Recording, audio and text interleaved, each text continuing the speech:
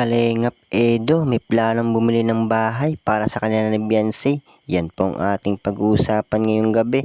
Pero bago po yan mga kalingap ay wag po muna nating kalimutan na suportahan ang Team Kalingap. Lalo na nga po dyan ang founder ng Kalingap at nag-iisang ama ng Kalingap na si Kuya Bal Santos Matubang at Kalingap Prab. Sa araw-araw po nilang pagtulong wag po natin sila kalimutan na suportahan para po nang sa ganon mas marami pa po silang malingap. Ganon din po ang kanilang may bahay na si Ate Edna Vlogs at Jackie Tapia.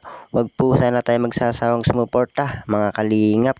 At kung bago pa lang po kayo sa aking YouTube channel ay huwag niyo pong kalimutan mag-subscribe at pakipindot na rin po notification bell para lagi po kayong updated sa aking video. At ayun po, isang mapagpalang araw sa inyong lahat. Welcome back po sa aking munting YouTube channel. Andito po muli ako magbabahagi ng ilang update patungkol nga po dito sa binabalak na bibilhing bahay ni Papa Edo.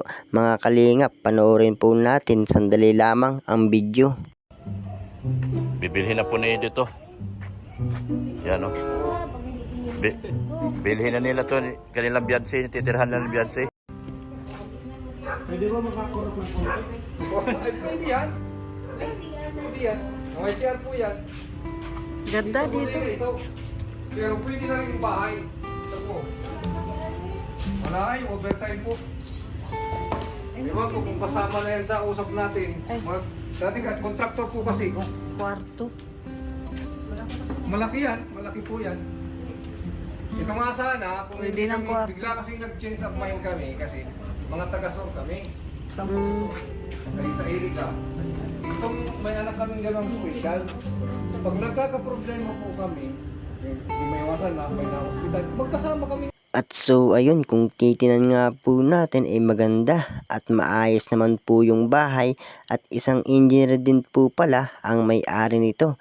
Kaya masasabi po talagang pulido ang pagkakagawa po nito mga kalingap. At marami nga din po parang nagsasabi na okay naman po at maganda. Kailangan lang po palitan ng bagong pintura para naman po maiba naman tingnan. Pero doon naman po tayo sa loob ng bahay talagang masasabi din po nating okay at maayos, malawak talagang kumpletong kumpleto. At sabi nga din po ni Papa Eds na nagustuhan niya rin yung bahay. At etong si Papa Edo ay isang simpleng tao lamang na walang kaarte-arte at halos lahat po ay okay sa kanya. Ang mahalaga po ay kung ano po ang meron siya.